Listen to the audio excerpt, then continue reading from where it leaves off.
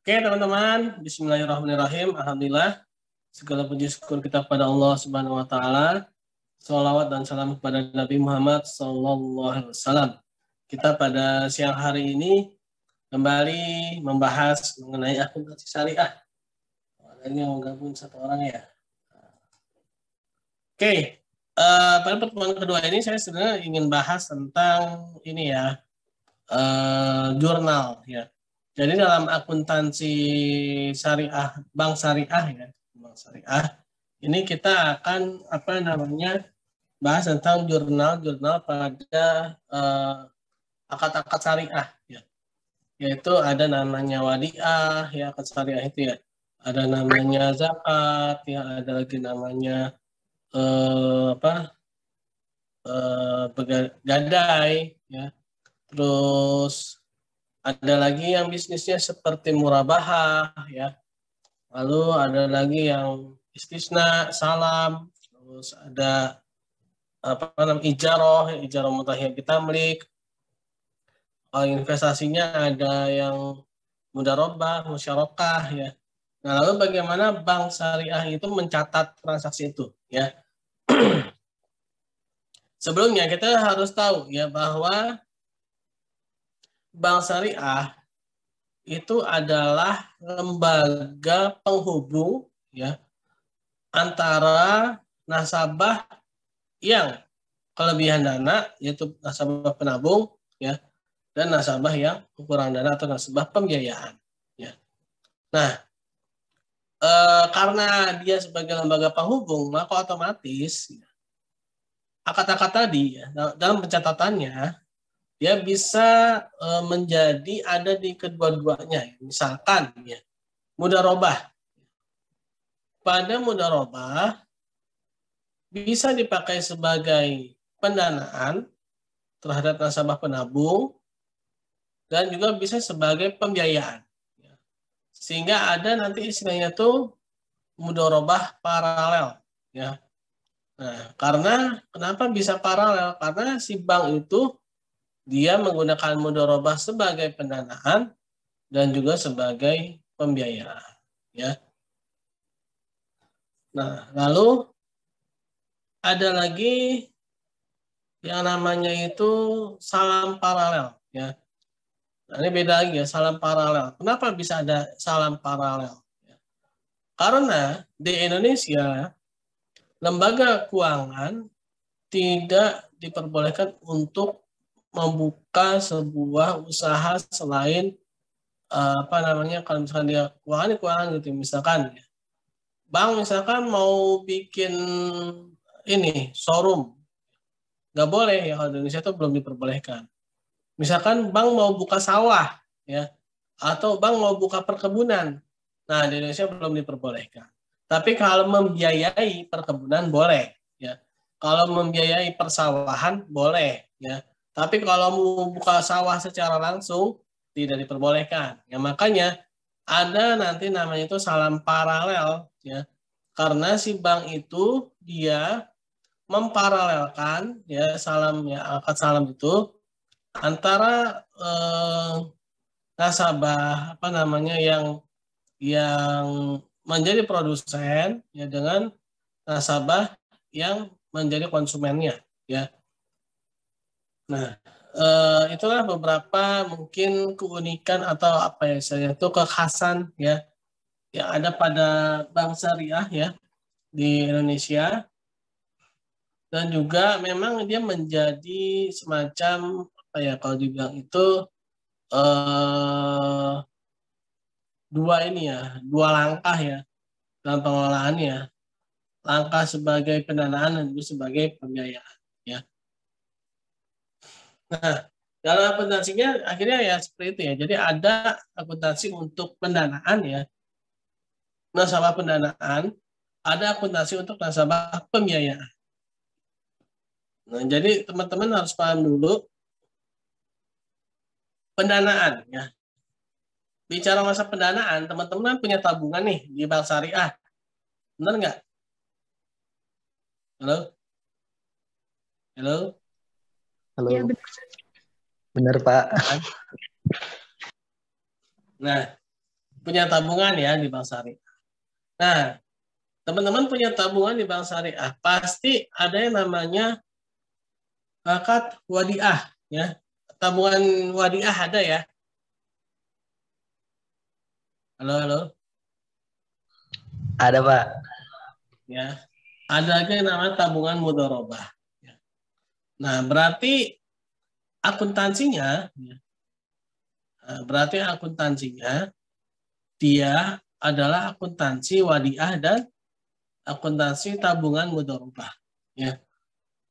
Nah, pada pendanaan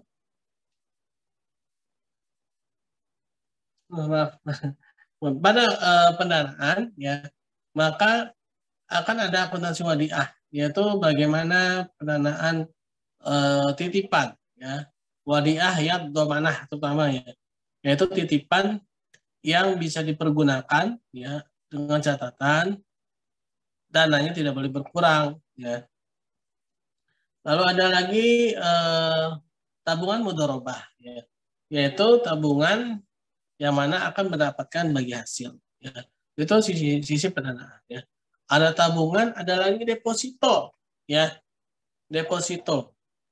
Nah, deposito ini biasanya menggunakan mudharabah ya. Mudharabah biasanya deposito. Tapi ada juga deposito itu pakai wadiah.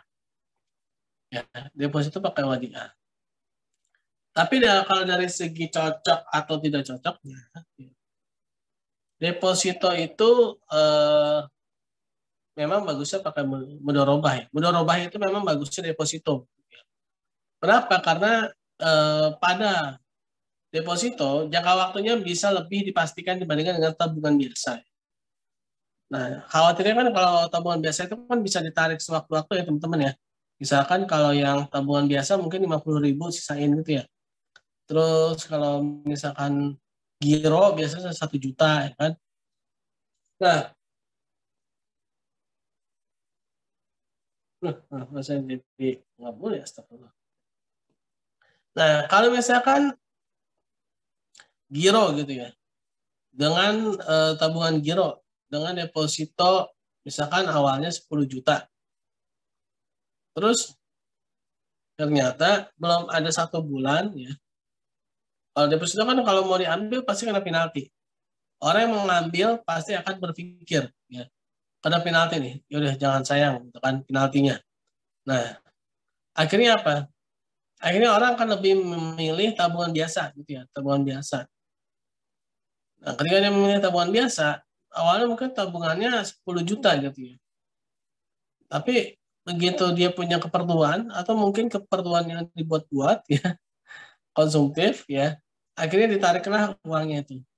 Nah, mudharabah itu adalah sistem bagi hasil yang mana dengan sistem investasi. Kalau investasi dan yang ditarik itu gimana? Pasti yang mengelola investasinya pasti pusing ya, pasti pusing nggak karu-karuan kan. Nah, walaupun apa ya, bank itu mungkin ya punya jutaan nasabah, tapi kalau misalkan karakter nasabahnya seperti itu ya, itu akan membuat banknya itu menjadi sulit berkembang ya. Kenapa? Karena dananya tidak pasti ya, tidak pasti. Dananya akan menjadi sulit untuk dikelola ya. Oleh karena itulah dengan deposito ini ya, dengan deposito ini akan menjadi lebih memudahkan bank untuk mengelolanya. Nah, itu untuk yang tabungan. Lalu nanti ada lagi akuntansi untuk murabahah ya, yaitu untuk jual beli yang dimana harga pokok diketahui dengan margin dan margin juga diketahui juga ya. Terus lagi akuntansi istisna, akuntansi mudharabah pembiayaan ya, akuntansi musyarakah ya, akuntansi apa lagi pembiayaan, ijaroh ya. Nah, itu semua ya itu telah diatur dalam pernyataan standar akuntansi keuangan ya. Nah, itu adalah macam-macam jenis-jenis akuntansi pada bank syariah. Oh ya, sebelumnya kemarin saya sudah sedikit bercerita mengenai ini ya, apa namanya PSAK ya. PSAK udah kemarin ya. Nah, PSAK sendiri pernyataan standar akuntansi keuangan ya. Untuk akuntansi bank syariah sendiri itu adalah akuntansi syariah yang pertama ya dalam PSAK ya tahun 2003. Nah, yang sebelumnya memang akuntansi syariah itu memang akuntansi bank syariah ya dalam PSAK 2003. Lalu berkembang sampai akhirnya tahun 2013 ya sampai dengan tahun 2022 ini PSAK akuntansi yang semulanya itu adalah akuntansi bank syariah ya menjadi akuntansi syariah. Artinya dia bisa dipergunakan oleh seluruh instansi syariah ya, baik itu instansi bank maupun non bank ya, instansi keuangan maupun non keuangan ya. Tinggal bagaimana mempraktekkan atau bagaimana merealisasikan ayat-ayat jurnal tersebut ya. Jurnal di sini jurnal akuntansi ya, jurnal maksudnya ya tahap-tahap akuntansi ya. Oh ada yang belum akses ya. Oh iya, mohon maaf ya, nggak kelihatan. Pak, mohon maaf. Ya, udah di ACC ya. Oke. Ya, jadi gitu ya teman-teman ya. Jadi dalam akuntansi bank syariah ini memang akuntansi syariah yang pertama di Indonesia ya, yaitu akuntansi PSAK nomor 59 ya, tahun 2003 ya, nomor 59. Memang pada saat itu bank syariah sebagai lembaga keuangan yang memiliki going concern ya. Jadi dalam akuntansi itu ada beberapa prinsip-prinsip akuntansi ya. Going concern, kontinuitas, itu apa namanya dapat dari nilai historis ya dan sebagainya macamnya itu ya teman-teman ya. Sebenarnya dalam akuntansi itu sendiri ya akuntansi apa keuangan ya, akuntansi jasa ya. Dalam akuntansi jasa, perusahaan jasa itu adalah akuntansi pertama ya yang harus didapatkan ya. Dari akuntansi jasa, akuntansi perusahaan dagang, lalu akuntansi biaya ya, lalu akuntansi keuangan lanjutan, nah, terus akuntansi syariah ya. Nah, itu semua memiliki apa ya, persamaan perbedaan yang masing-masing beririsan ya. Seperti akuntansi ini biaya. Sebenarnya akuntansi biaya itu mirip dengan akuntansi istisna sebenarnya ya. Apa akuntansi pada akad istisna ya. Lalu akuntansi perusahaan dagang. Akuntansi perusahaan dagang itu mirip dengan akuntansi murabahah ya. Jual beli juga ya. Lalu akuntansi ijarah, akuntansi salam juga ya. Nah, itu sebenarnya dia masing-masing punya ini ya, punya perannya ya, masing-masing punya semacam irisannya ya. Makanya teman-teman ya, saya sangat menganjurkan sekali ya teman-teman untuk memiliki buku akuntansi baik yang syariah maupun yang non syariah yang masih umum ya, terutama akuntansi perusahaan jasa ya. Dan terlebih lagi akuntansi bank syariah ya itu harus punya bukunya ya. Nah, ini adalah bekal teman-teman ya, akuntansi. Nah, pada akuntansi ini ya, pada akuntansi ini teman-teman harus paham, yang harus diketahui adalah dalam akuntansi itu dicatat dengan dua lajur. Lajur itu debit dan kredit. Ya. Baik yang syariah maupun yang non syariah, ya, akuntansinya yang bank syariah ya, itu juga menggunakan sisi dua lajur. Sisi dua lajur.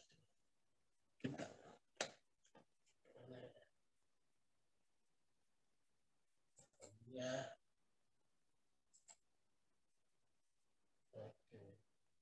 Kelihatan teman-teman? Oke ya, kelihatan ya. Kelihatan kan? Ada papan tulis di sini ya. Whiteboard. Terlihat, Iya, Pak. Pertama saya mau jelasin dulu. Kedengeran ya? Ini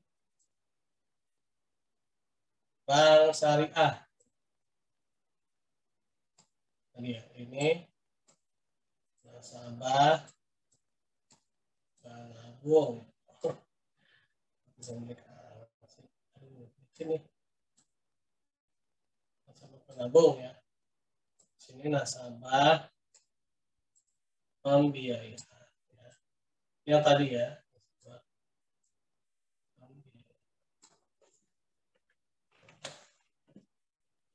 Nah, di sini ada namanya penabung itu akad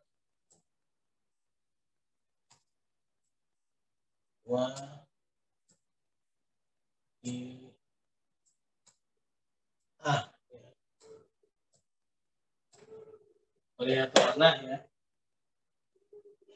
Lalu ada lagi di sini akadnya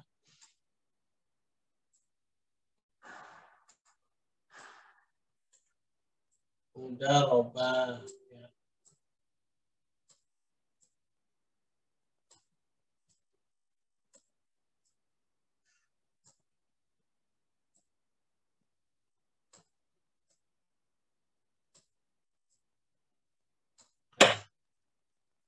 Otomatis ya akuntansinya ya, akan ada namanya akuntansi wadiah dan akuntansi mudharabah pada tabungan ya. Lalu pada nasabah pembiayaan bagaimana? Pada nasabah pembiayaan ya dia kan ada namanya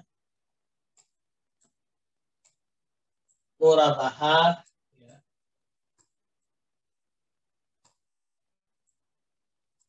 Lalu ada lagi pembiayaan salam.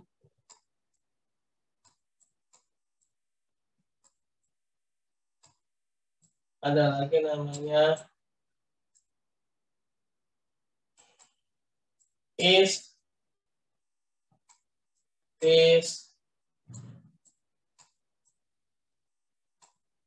nah ya.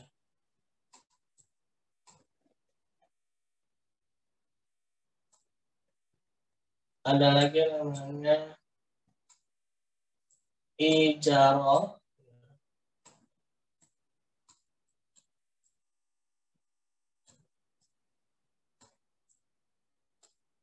Lalu ada lagi akuntansi mudharabah. Jadi nanti mudharabah itu ada dua ya. Ada sebagai nasabah penabung ya. Di situ ketika akuntansi tabungan, maka bank syariah sebagai mudharib ya, sebagai pengelola. Tapi ketika terhadap nasabah pembiayaan, bank syariah kan sebagai sohibul mal atau wakil sohibul mal ya.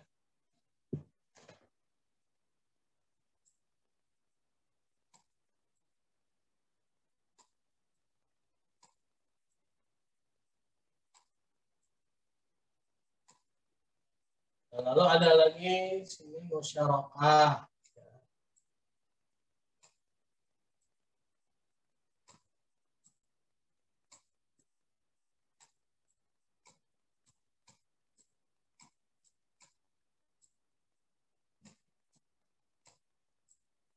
Ini sebenarnya ada akad-akad atau transaksi ya dalam syariah ya. Nah, jadi tidak lepas dari akad atau dari transaksi itu ya teman-teman ya. Nanti yang akan kita pelajari adalah bagaimana akuntansi mudharabah, tabungan, akuntansi mudharabah, pembiayaan, akuntansi tabungan wadiah, ya, akuntansi murabahah, akuntansi salam, istisna, yang ijarah, mudharabah, musyarakah, akuntansi zakat, yang sosialnya ya. Nah, ini adalah apa namanya akuntansi. Ayat-ayat jurnalnya, jadi akun-akunnya, nama-namanya, pengakuannya, ya, pencatatannya seperti apa sih, gitu teman-teman ya. Pencatatannya seperti apa, gitu ya.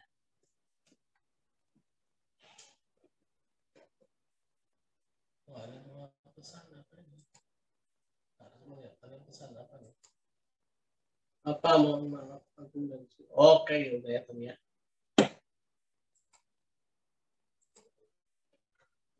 Nah, ini adalah akuntansinya ya.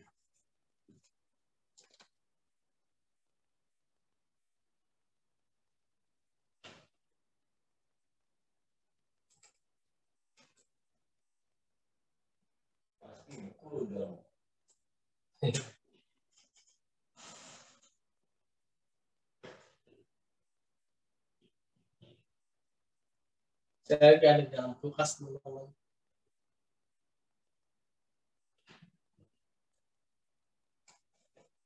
Nah, lalu bagaimana dengan pencatatannya? Ya. Teman-teman di sini udah ada yang pernah belajar akuntansi? Belum ya? Belum, Bapak. Oh ya, belum ya. Berarti kelas yang satu juga kemarin belum ya?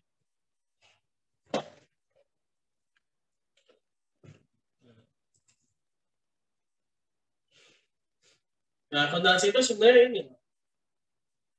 Persamaannya umumnya tuh gini. Soal umum akuntansi ya. Dalam kehidupan sehari-hari menurut akuntansi umum itu gini. Ada namanya aset.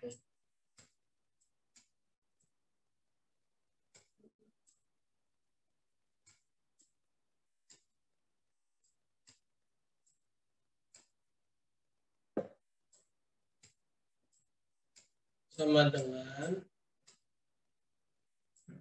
utang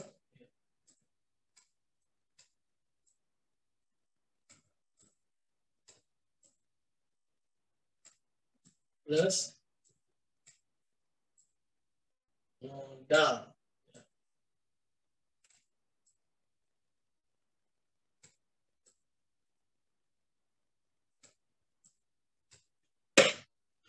Nah, menurut akuntansi secara umum bahwa aset itu apa sih? Ya macam-macam uang yang di tangan kita. Contoh misalkan Imam, Iya, Pak. kamu punya uang berapa, Mam? Kenapa, Pak? Kamu punya uang berapa? Sekarang mah belum ditransfer, Pak, jadi belum punya uang. Oh,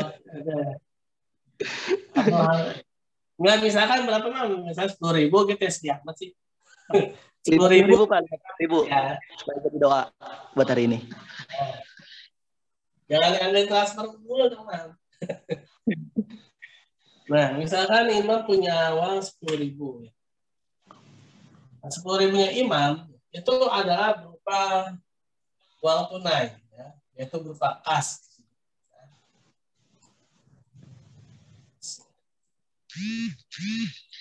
Senilai 10.000.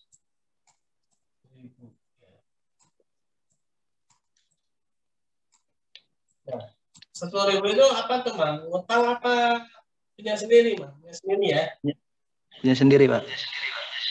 Ini modal ya. Modal. Tapi modal.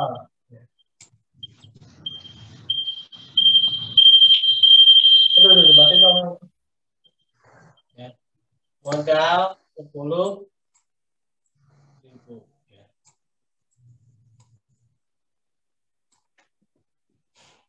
Nah, secara dasar seperti ini ya.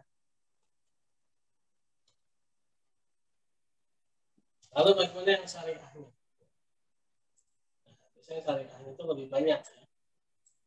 Nah, biasanya sih memang itu rumusnya ya.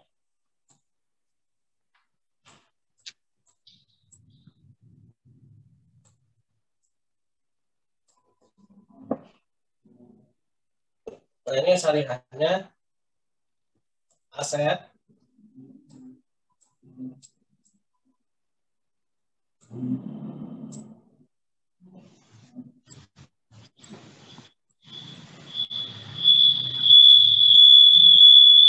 gimana sama dengan ya,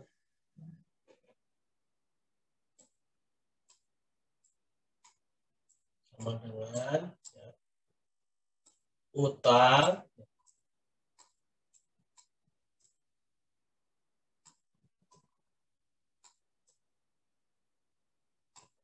plus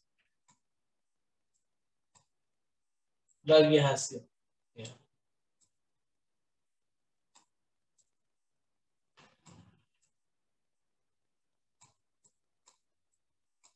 plus lagi modal.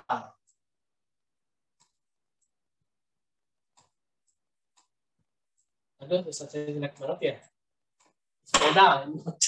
Modal ya teman-teman ya, modal ya, modal. Nah, ya syariahnya jadi dia ada bagi hasilnya. Ya. Kenapa sih kok harus ada bagi hasilnya? Karena bagi hasil itu tidak bisa digabungkan dengan utang maupun modal. Ya. Karena di situ memang ada hak orang lain dan juga ada hak kita juga di bagi hasil itu kan.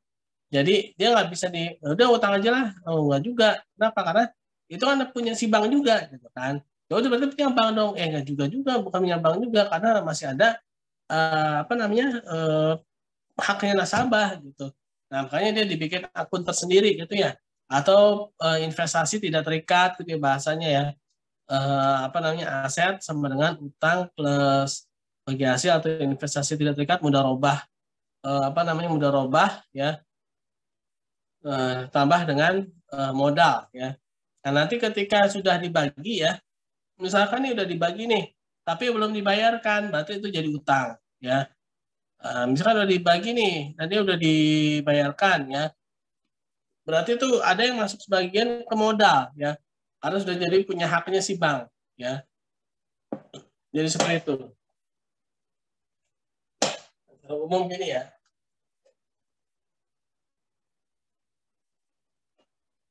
Nah, apa kaitannya dengan debit kredit? Debit ya.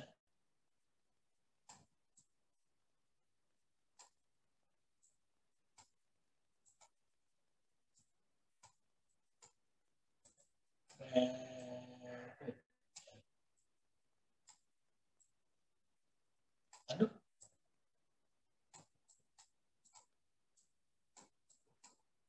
Sama ya, debit kredit aja ya. Nah, debit akan menjadi debit ya ketika asetnya bertambah. Aset bertambah akan menjadi debit. Aset berkurang akan dijadikan kredit. Ya. Nanti pencatatannya gitu ya. Kebalikannya ya. Kalau pada sisi seberangnya ini, nah ini kan aset atau bahasanya itu aktiva ya. Aktiva.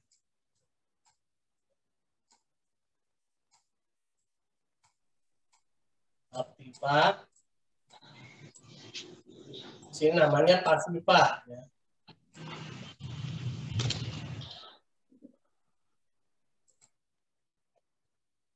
Pasiva. Aduh, ini amat sih. Pasiva ini ya. Ini pasiva ya, di sana ya. Nah, aktiva pasiva. Nah, kalau sisi aktiva itu ya kalau bertambah ya maka dia akan debit, kalau berkurang dia akan kredit.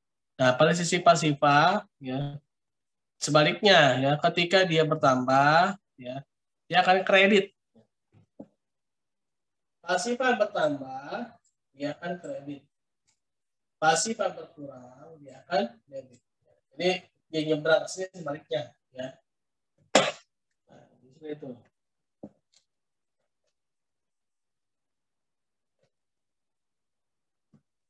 Harusnya paham ya teman-teman ya. Nah, dalam aset atau aktiva ini ya, aset atau aktiva ini dia diurut ya, dia diurut. Kalian tahu nggak urutannya? Kalian tahu urutannya, urutannya? Urutan aktiva pasif aset. Lupa, Pak. Oke. Aset. Ya. Aktiva ya.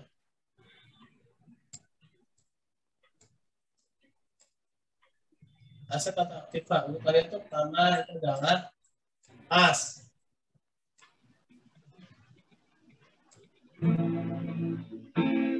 Yang kedua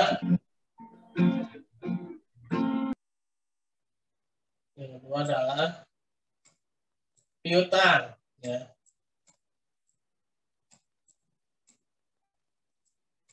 Nah, ini urutan-urutan ini biasanya dipelajari dalam mata kuliah akuntansi perusahaan jasa, ya. Terus yang ketiga persediaan barang dagang, ya. Kalau misalkan itu perusahaan barang dagang, perusahaan dagang, ya. Terus ada namanya perlengkapan kantor. Perlengkapan kantor tuh kayak pulpen, kertas, ya, yang melengkapi kantor, ya. Terus habis itu ada peralatan kantor, ya, alat-alat kantor, ya, peralatan kantor, alat-alat kantor kayak meja, komputer, ya, itu namanya peralatan kantor. Terus sampai mobil, ya, kendaraan, terus bangunan, tanah, ya. Terus yang paling bawah itu, adalah biasanya goodwill, hak cipta. Nah, ini diurut, ya, diurut dari yang paling atas sampai yang paling bawah, yaitu dari yang paling liquid atau yang paling liquid itu maksudnya apa sih? Yang paling bisa dapat digunakan secara langsung gitu ya. Kayak uang cash, ya. Uang, kita punya uang 20.000 nih. Kalau ke warung si emak itu kan kita bayar pakai uang cash, ya, nggak ninggalin KTP kan. Ya. Nah, apa namanya, bayar gitu ya, nggak pakai cek atau pakai giro juga enggak kan. Nah, kalau sih mah ngajakin berantem nih kalau cek di sini. Ya, apa namanya, yang pastinya kita pakai uang cash. Artinya tuh uang cash itu uang kita itu, ya, itu liquid, ya, bisa langsung digunakan. Nah, cash sendiri, ya, itu ada namanya cash on hand, cash di tangan, ada yang namanya kas pada bank. Ya, kalau kas pada bank, ya berarti uangnya ada di bank gitu ya. Kalau cash di tangan, ya berarti ada di tangan, ada di kantong gitu ya. Itu nanti apa namanya, penamaannya atau akunnya, ya, perkiraannya, ya. Nah, yang paling liquid itu memang uang cash, ya, uang tunai, ya. Lalu setelah itu piutang. Itu piutang apa sih? Itu loh, orang ngutang ke kita. Berarti kita bilangnya piutang. Kalau kita yang berutang sama orang berarti namanya utang, ya. Namanya apa namanya, itu namanya piutang, ya. Lalu ada lagi persediaan barang dagang. Nah, persediaan barang dagang ini nanti kalau dalam akuntansi bank syariah itu dia macam-macam, ya. Piutang juga ternyata macam-macam. Ada namanya piutang murabahah, ada namanya piutang istisna, ada namanya piutang apa, ijaroh, piutang salam, ya. Nah, itu nanti dalam akuntansi bank syariah. Persediaan barang dagang juga gitu juga, ada namanya persediaan barang dagang murabahah, persediaan dagang barang apa namanya, salam, ya. Terus apalagi istisna enggak, ya, karena begitu selesai di apa, bisa juga sih persediaan barang dagang istisna, ya, ketika udah selesai tapi belum dibayar berarti disimpan dulu sama si bank, ya. Ijaroh juga, ya, persediaan barang dagang ijaroh, ya. Jadi barang itu disimpan sama si bank untuk disewa gitu ya. Nah, itu untuk persediaan barang dagang. Lalu peralatan kantor, perlengkapan kantor, peralatan kantor itu biasa, ya. Tadi yang sudah saya jelaskan. Lalu ada lagi namanya tadi, ya, kendaraan, ya. Nah, yang paling bawah, ya, goodwill. Goodwill ini adalah istilahnya itu intangible asset, ya. Nah, kalau yang paling atas namanya itu apa tuh? Yang kas segala macam itu ada namanya current asset atau aset lancar, ya. Aset lancar, ya.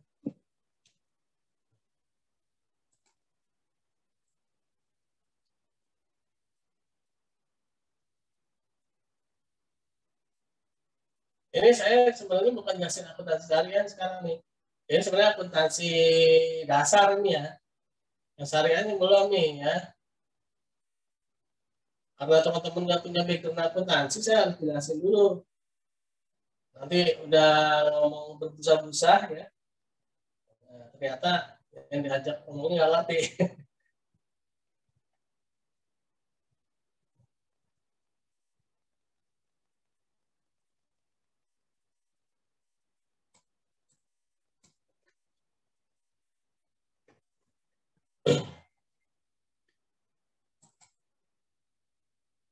Nah, jadi yang pertama namanya current asset, ya. CA. atau aset lancar.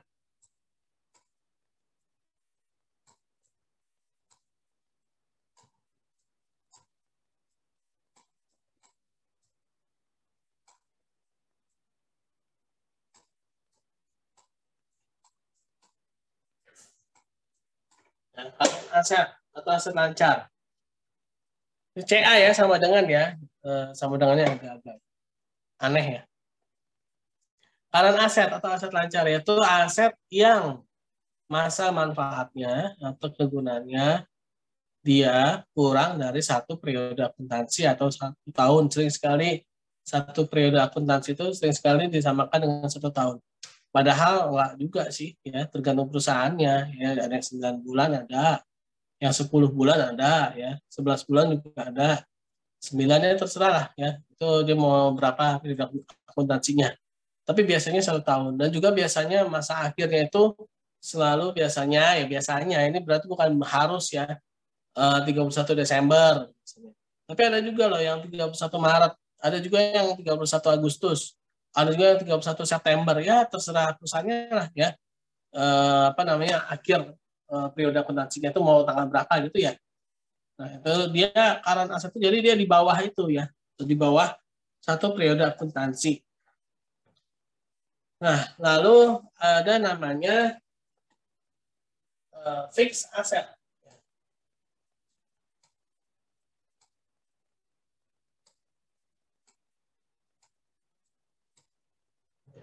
Nah, fixed asset ini adalah aset yang masa kegunaannya atau masa manfaatnya itu ya, dia lebih dari satu periode akuntansi atau lebih dari 1 tahun.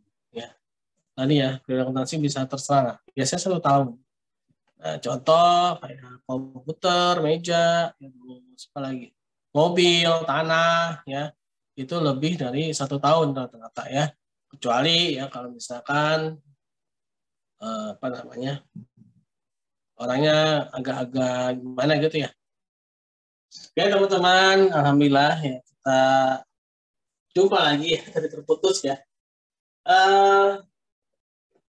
Tadi sampai fix aset ya.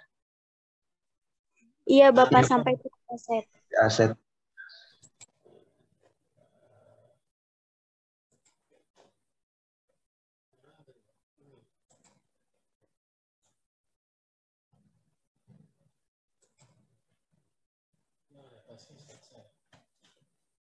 Nah ini ya fix aset ya. Fix aset tadi ya, jadi dia melebihi dari satu periode akuntansi atau 1 tahun biasanya. Nah yang terakhir ini namanya intangible asset. Ya, kok ini sih? Intangible asset ya. Yaitu aset yang tidak berwujud ya, aset yang tidak berwujud. Aset yang tidak berwujud. Nah, apa tuh? Ya, seperti goodwill ya. Terus hak cipta, nama baik ya. Contohnya misalnya gini, teman-teman ya. Kemarin udah cerita belum? Misalkan si Imam atau Wirahadi. Apa tuh lagu? Ya. Nah, misalkan Wirahadi ya. Wirahadi misalkan bikin ini nih, usaha kue dorayaki ya. Kue dorayaki. Terus ternyata si Wirahadi ini bikin kue dorayaki ini bungkusnya pakai kardus gambarnya Doraemon. Kenapa pakai Doraemon? Kan memang dorayaki itu kan kesukaannya Doraemon ya. Nah, Doraemon. Jangan salah, gambar Doraemon itu udah ada hak ciptanya, Mas. Nah, laris tuh ceritanya tuh Wirahadi jualan dorayaki yang gambar Doraemon itu, ya. Udah laris, terkenal sampai ke Jepang, ya. Orang Jepang sampai tahu, wah ada dorayaki enak banget di Indonesia. Padahal orang Jepang itu yang bikin film Doraemon, ya.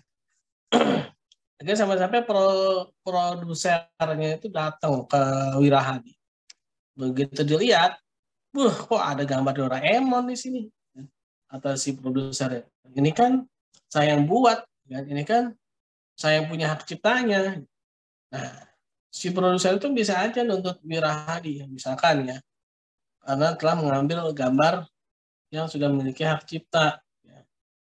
Karena itu ya ketika mengambil tulisan, gambar, itu harus ada izin hak ciptanya. Ya, itu namanya intangible asset. Ya, aset yang tidak berwujud. Atau mungkin gini, misalkan siapa ya tokoh yang terkenal, misalkan Muhammad Syafi Antonio, ya terkenal kan. Lalu bikinlah umroh dan haji bersama Ustadz Muhammad Syafi Antonio. Nah, banyak tuh yang daftar. Kenapa? Karena Muhammad Syafi Antonio itu terkenal gitu kan, Ustadz. Ya. Misalkan ya, atau siapa jadi Ustadz siapa gitu kan.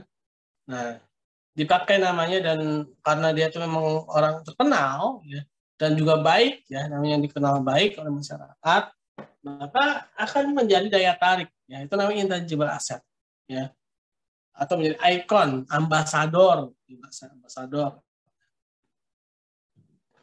atau ambasador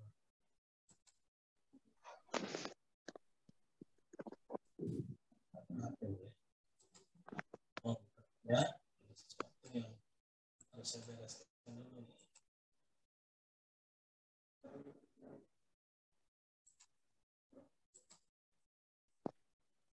Ya,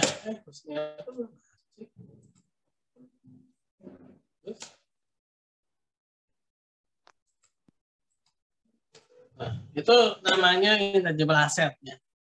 Yang paling bawah itu yang paling sulit untuk dilikuidkan. Jadi misalkan gini, siapa misalkan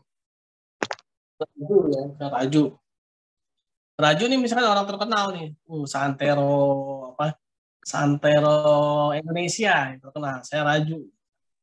Amin, amin, amin. Nah, Raju terus ke warung si emak gitu ya. Mak. Nah, menurut Raju, ini kan nama terkenalnya kan aset, kan aset saya kan nih. Udahlah, habis makan, Mak, Raju Mak. Nah, apa kata si Mak? Ya bayar atuh emang. Raju siapa kan bayar gitu kan. Ya udah nih Mak, ya. Enggak kata ya Pak. Bayar Nah, tuh. itu jadi nggak bisa dipergunakan langsung gitu ya. Lain tadi kalau misalkan uang cash ya, uang tunai gitu kan. Nah, uang tunai kan bisa digunakan langsung. Tapi kalau nama baik ya, nama baik itu nggak bisa. Misalkan ke warung gitu kan, ya udah bilang aja gue gitu. Ya gue sih gue tapi terbayar gitu kan. Nah, itu nggak bisa yang dipergunakan. Makanya istilah itu liquid atau bisa langsung dipergunakan ya. Dalam istilah asetnya itu dia aset yang paling liquid yaitu uang cash, uang tunai ya. Uang tunai. Nah, sedangkan kalau tadi ya intangible asset itu yang paling bawah ya. Misalkan namanya terkenal ya, terus palingan dipakainya buat itu. Misalkan umroh dan haji bersama Raju. Nah, baru tuh Raju nanti dapat umroh gratis, haji gratis gitu Ju ya. Misalkan bersama-sama masyarakat se-Indonesia gitu ya, umroh bersama Ustadz Raju gitu, Mukarram Raju Rifan ya, Raju Rifan Cahyadi gitu kan. Al Mukarram ya kan, sama Al Mukarram ya Haji ya, Raju Rifan Cahyadi. Nah, itu ya, ketika namanya sudah terkenal, maka itu menjadi aset dia ya, aset untuk digandeng oleh perusahaan-perusahaan lain ya, dari menjadi tokohnya gitu. Nah, di situ nanti Raju akan mendapatkan mungkin dibayar ya, udah umroh haji gratis, dibayar pula lagi kan. Nah, kan lebih enak ya kan, lebih enak. Intangible aset ya, namanya. Aset yang tidak berwujud. Nah, itu ya, itu aset. Nah, terus ini aset atau aktiva ya teman-teman ya. Ada lagi seberangnya aset atau aktiva itu adalah pasiva tadi ya, pasiva.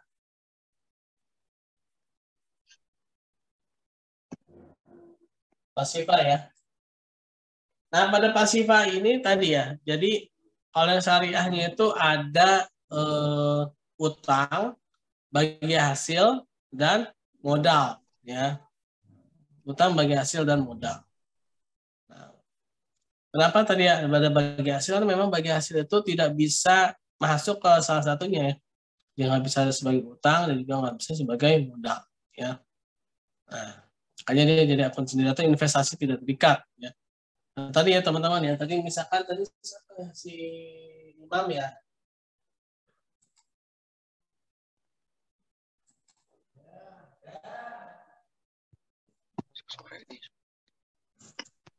Nah, tadi Imam kan dia punya uang cash ya. Nah, pertama itu apa tuh? Donasi itu itu salah. Lalu bikin jurnal umumnya, ya, jurnal umum. Jurnal umum itu dapat dari mana sih? Dapat dari yang tadi itu ya, persamaan akuntansi. Jurnal umum. Yaitu kas. Apa kas tadi kan si apa Imam tadi kan dia punya uang 10.000 ya. Kas pada modal ya. Itu tulisan saya pakai whiteboard bagus banget ya. Kas pada modal sebesar 10.000 ya.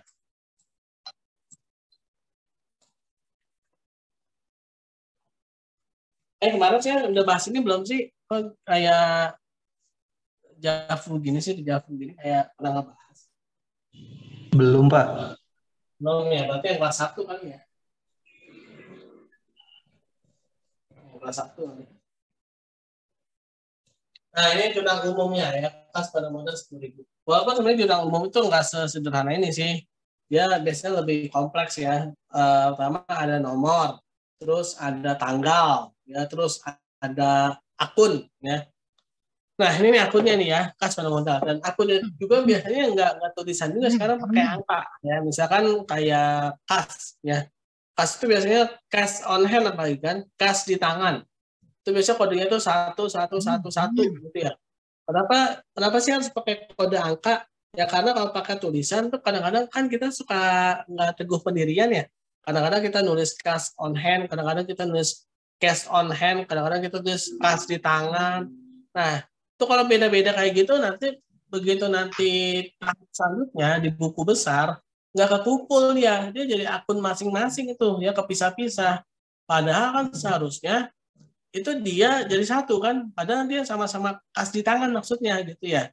Makanya jadi itu pakai kode angka aja, karena angka nggak mungkin kita beda-beda pendirian ya. Kalau angka satu pasti 111 gitu kan. Lain dengan apa namanya kalau pakai tulisan ya, kalau pakai tulisan kadang-kadang kita kayak kas di tangan nih, karena main tulis aja kas gitu kan, padahal maksudnya itu kas di tangan. Nah, padahal kas itu sendiri ada kas di tangan, ada kas di bank ya. Nah, bedanya nanti kas di bank misalkan 1112 kan. Nah, itu lebih enak tuh ya, karena lebih gampang mengingatnya dibandingkan kita nginget-nginget kemarin gue nulis apa ya, kasih tangan, cash on hand, terus juga terus cash-nya itu pakai bahasa Inggris apa bahasa Indonesia ya, pakai CASH atau pakai AAS gitu kan. Nah, itu kan pusing kan transaksinya belum kecatat udah pusing duluan ya gara-gara lupa akunnya itu kemarin apa gitu kan.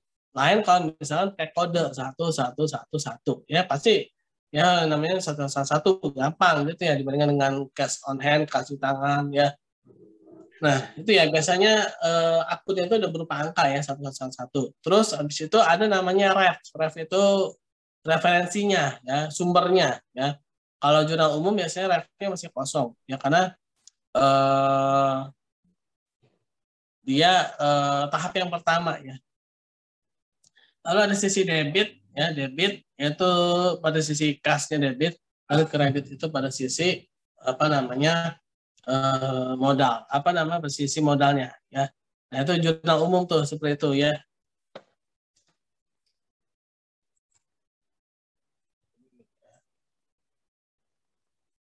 Melenceng. Gambar apa sih sebenarnya?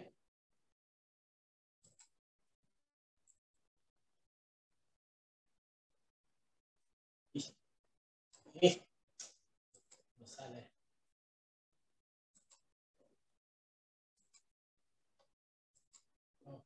Hapus semua ya?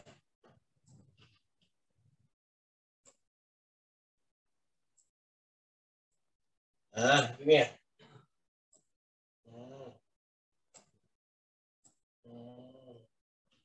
Meletot ya dari sini ya.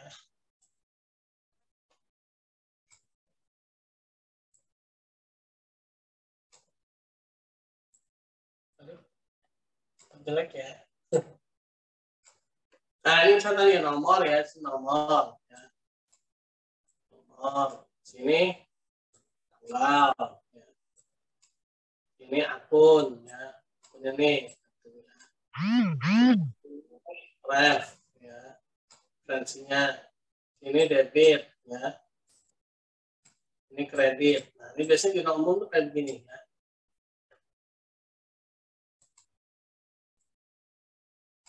Nah, ini kita umum tuh kayak gini ya.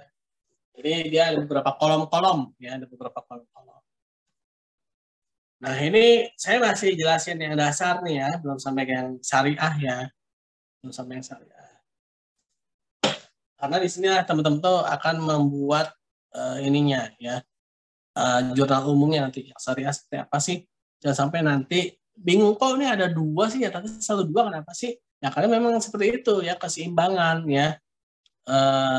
Kita punya uang nih, kan nggak mungkin juga tahu apa jatuh dari langit gitu kan, pasti ada sumbernya ya. Apakah itu kita ngutang, ataukah itu uang kita sendiri, ataukah itu dari hasil kerja bagi hasil kita gitu kan. Nah, itu kan jadi ada ininya. Jadi ada asal muasalnya gitu ya. Nah, kalau pasifa itu sumber pendanaan ya. Kalau aktiva itu adalah penyaluran dana. Nah, disalurkannya pada kas berupa uang 10.000. Sumbernya mana? Modal kita sendiri 10.000 ya. Nah, itu namanya jurnal umum ya.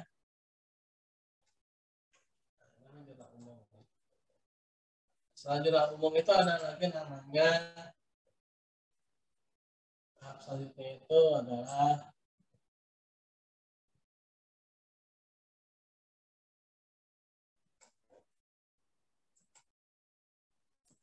buku besar pembantu ya. Buku besar pembantu atau subsidiary ledger. Subsidiary ledger. Ini dia kumpulan jadi setiap akun yang sama tadi itu, yang kas kumpulin kas, yang piutang kumpulin piutang gitu ya. Yang persediaan barang dagang, persediaan barang dagang. Dikumpulin tuh, ya kumpulin ya. Dikumpulin itu namanya, kalau yang paling subnya tuh namanya subsidiary ledger. Setelah subsidiary ledger ya, buku besar pembantu ya dikumpulin, dia akan menjadi namanya buku besar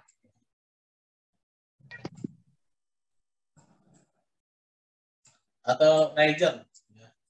Ledger bukan leker ya, leker itu makanan ya, ini ledger.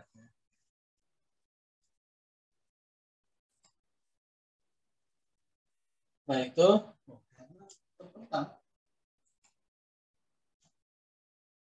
nah setelah ledger ya dikumpulin ledger, dikumpulkan lagi itu menjadi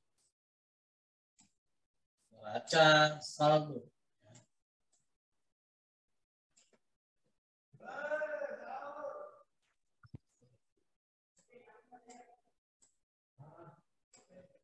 Neraca saldo ya. Saldo itu jadi semuanya tuh yang dari akhir-akhir periode tanggal 31 Desember lah taruhnya. 31 Desember tuh dikumpulin ya. Jadi satu kesatuan itu ya. Nah, itu namanya neraca saldo. Nah, tapi kan ada beberapa yang mungkin harus disesuaikan. Contoh misalkan kita beli kertas di awal tahun misalkan 3 rim, ya. Di akhir tahun kan nggak mungkin juga masih tetap 3 rim, ya kan? Pasti dipakai, ya. Tinggal 1 rim atau tinggal setengah rim atau mungkin habis, ya. Nah, itu harus disesuaikan tuh, ya. Harus disesuaikan. Nah, harus dibikin namanya yang namanya ayat jurnal penyesuaian.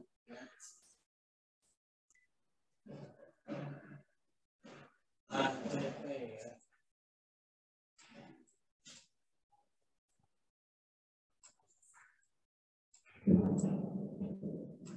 Ayat jurnal penyesuaian. Gimana sih cara bikin ayat jurnal penyesuaian? Gampang, tinggal dibalik doang, ya. Jadi kalau dalam akuntansi itu, ya, kalau dalam akuntansi itu bikin ayat jurnal penyesuaian itu bukan dicoret, ya, bukan disobek, bukan dihapus, ya, tapi bikin itu dibalik, ya. Yang debit jadi kredit, yang kredit jadi debit. Ya. Misalkan tadi apa namanya? Misalkan tadi tuh as, ya.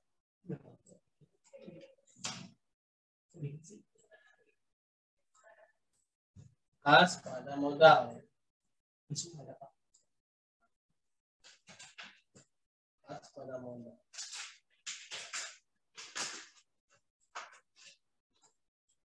Nah, ternyata seharusnya bukan 10.000 tapi 5.000. Tapi dicatatnya 10.000. Gimana caranya? Ya. Padahal ini udah sampai ke neraca saldo nih. Hapus aja Pak. Ya bingung ntar, ya. Hapusnya, ya. Rusak ntar, alur-alurnya rusak. Udah kepalang ditulis. Biarin aja Pak. Jangan juga, ya kan? Nah, caranya dibalik. Baliknya misalkan nih, oh 5.000, ya udah. Bisa dengan dihapus dulu, ya. Modal pada kas, balik misalkan ini jadi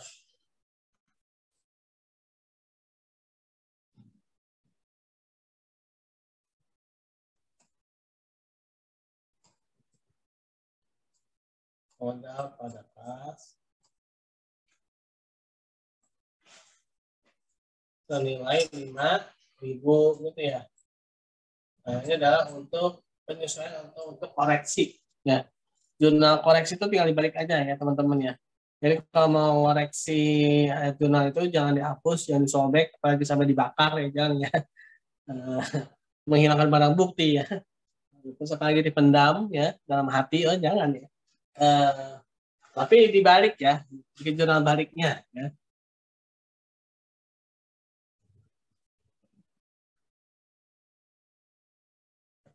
Nah, namanya jurnal penyesuaian. Setelah jurnal penyesuaian,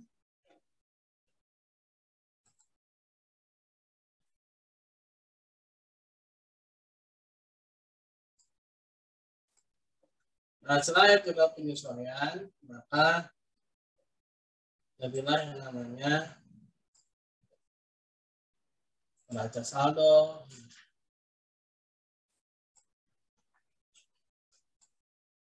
Neraca saldo setelah ayat jurnal penyesuaian.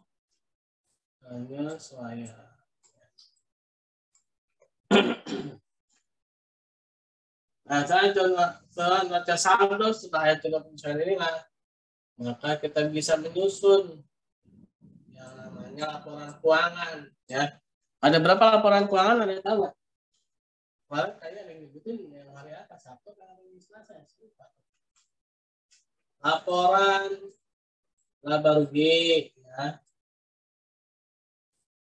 Terus laporan perubahan modal, ya.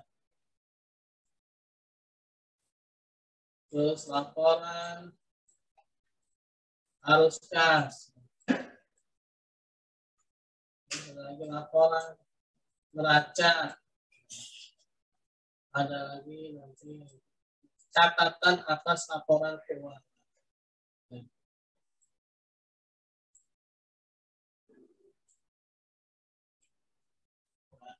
Catatan atas laporan keuangan. Nah, biasanya memang secara apa umumnya itu ada 5. Tapi kalau dalam akuntansi bank syariah itu ada 8. Yaitu yang keenamnya ada namanya laporan zakat.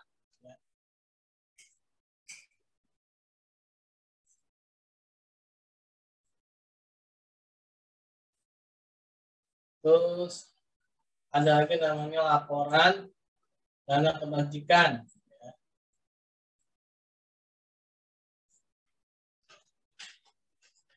Lalu ada lagi namanya laporan investasi tidak terikat off balance sheet atau mudharabah muqayyadah off balance sheet.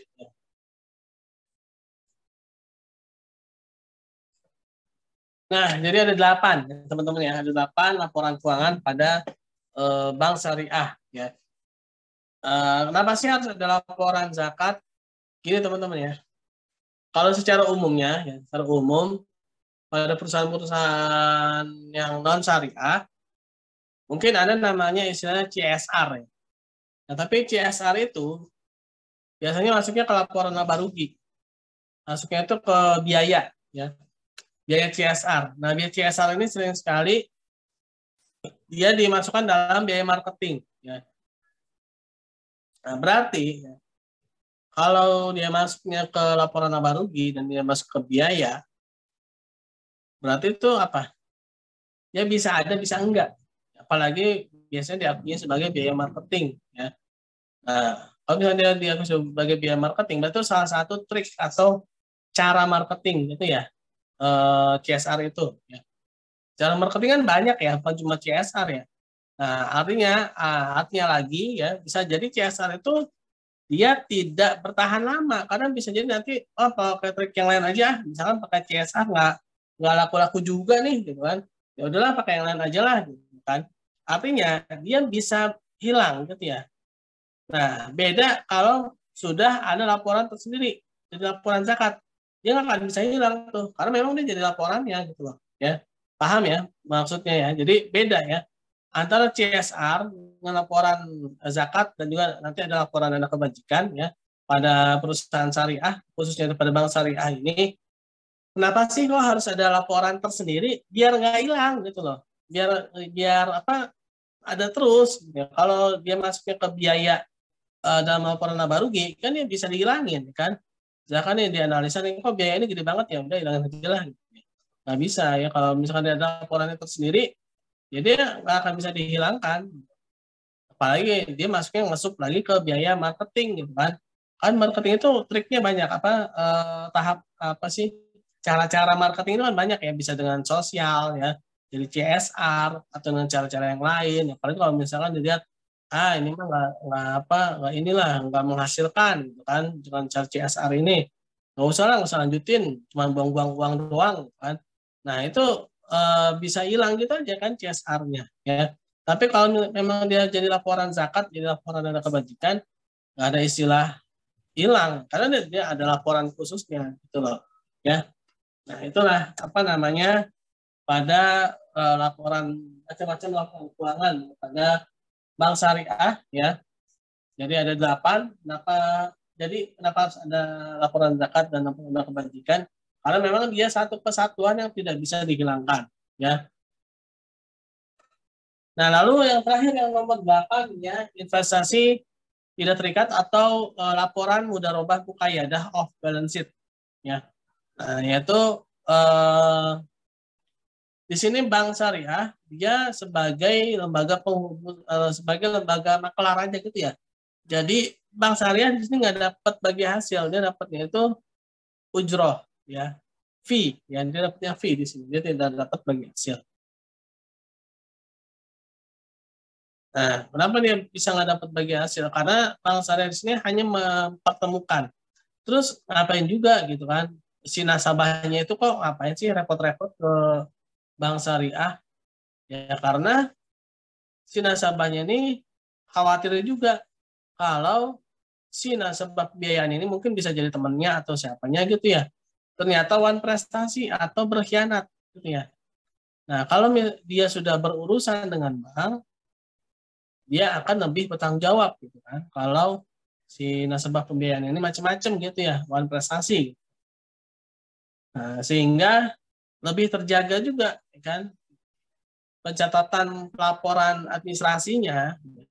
Kalau melalui bank itu akan menjadi lebih rapi dibandingkan dengan pencatatan sendiri. Misalkan kalau pencatatan sendiri nih pakai orang akuntansinya, tiba-tiba saja nih temennya ini, mitranya ini ya, yang dianggap sebagai malaikat ya, ternyata berkhianat ya, bekerja sama dengan bagian keuangan di perusahaannya sendiri ya, menggerus keuangan perusahaannya itu dan melarikan diri ya kan repot juga ya kan.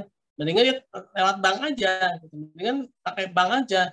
Kan nggak mungkin juga kalau misalkan si temennya itu dengan bank, pasti banknya juga akan terkena imbasnya gitu kan kalau dia melalui bank gitu ya. Nah, oleh karena itulah kenapa dia tetap pakai bank, ya terutama bank syariah, memang dia sudah ada laporan tersendirinya, ya laporan apa namanya, mudharabah muqayyadah off balance sheet, ya, sehingga dia akan menjadi lebih aman, ya, lebih aman, lebih tenang juga, lebih rapih, ya, dengan menggunakan jasa perbankan. Nah itulah, ya kenapa bisa ada 8 laporan keuangan itu jadi seperti itu, ya teman-teman ya.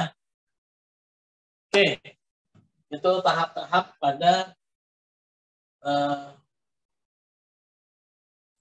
pembuatan laporan keuangan.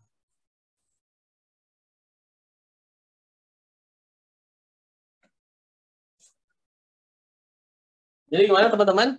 Masih bingung ya? Ya. Bingung nggak? Lumayan, Pak. Lumayan.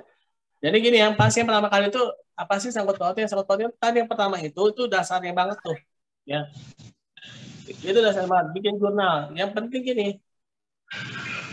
Yang penting kita tuh tahu akunnya itu, ya. Kita tuh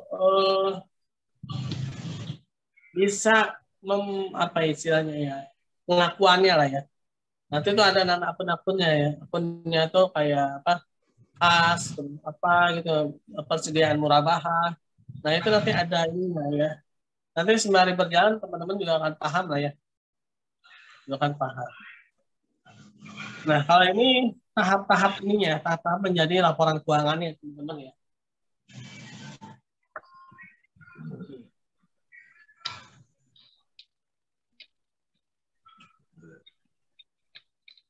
Ya teman-teman.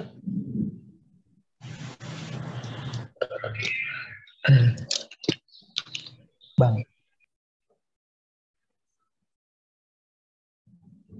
Ya, ada yang mau ditanyakan?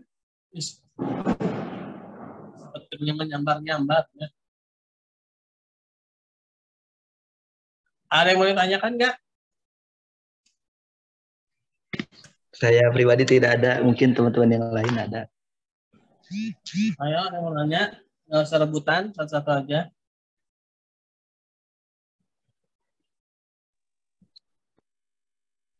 Pak, emang nggak ada PPT atau apa itu, Pak?